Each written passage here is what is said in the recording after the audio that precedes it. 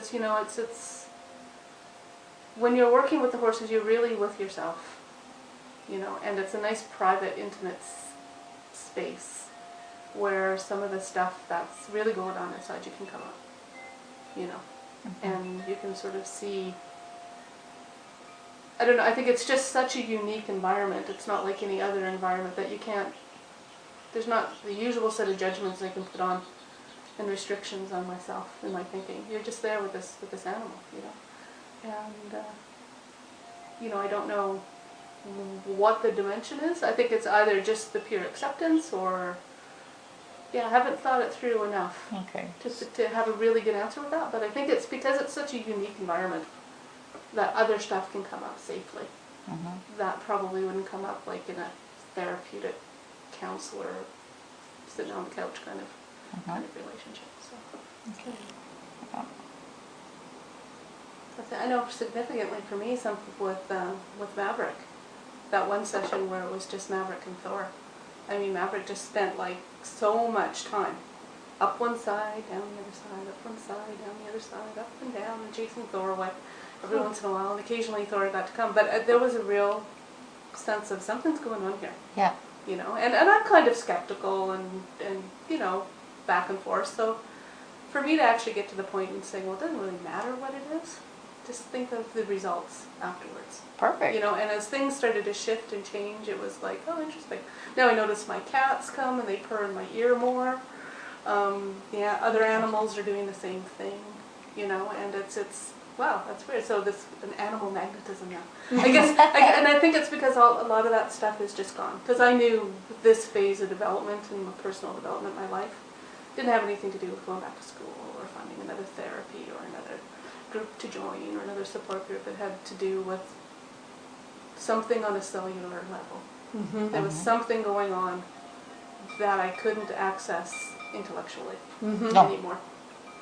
You know, and it's been great. I mean, freedom to cry whenever I want to, freedom, because I know it's about releasing now. I know it's not a, there's no emotional judgment. There's no you should be stronger, you shouldn't be feeling that way, or the frantic kind of addiction to the next spiritual guru that you think they're going to have the answer, but they don't have the answer anymore because it's all about that inward work. So Linda, after you did the work here, the energy work and stuff, did you, other than the changes in yourself, did you notice any changes around you? Yes, definitely David, my husband, and I are getting along better because I'm definitely not as snarky and irritable around the house. I mean, I think that's really clear. He's kind of coming around more. I would say it's definitely had a lot of impact on our relationship. Yeah, for sure. What about you, Kelly? Did you notice it anywhere outside of yourself other than just inside of yourself? Yeah, I think what happened was I began to just kind of embrace more good qualities about myself, and so I stopped comparing myself outside, and I stopped getting hooked into the little ding-dongs, I like to call them, that happen at work. The dramas. Between people, you know, and you know, I have a tendency to be a bit of a people pleaser. Accommodating is one thing and people pleasing on the other, and I feel like I have to fix everything for everybody and I wear myself out. I don't do that so much anymore. It's a lot easier just to be my own energy, even if it's a bit crazy, to kind of sit in that and let, you know, the people who need to deal with stuff deal with it together, and not step into. So work, that definitely is good at work.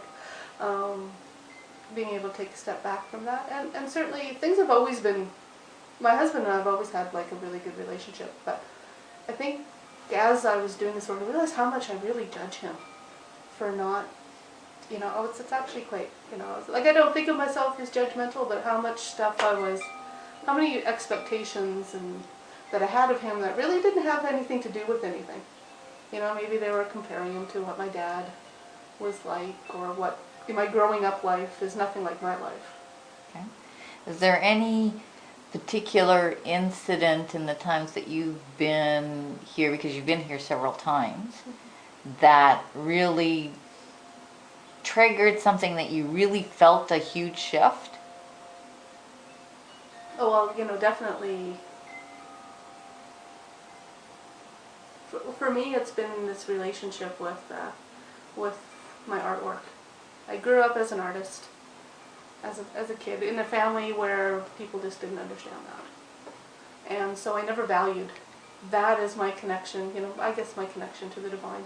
I hate talking like that, but that's really what it is, And so I've kept myself from it for a really, really long time. But that combination of working with the horses and working with the artwork, I think one of the first 2 workshops I was in, I was blubbering and crying away. It's like, because I'm just painting something. And I hadn't picked up a brush, hadn't had that connection. Although I have the graphic art background, it's not the same as returning to that.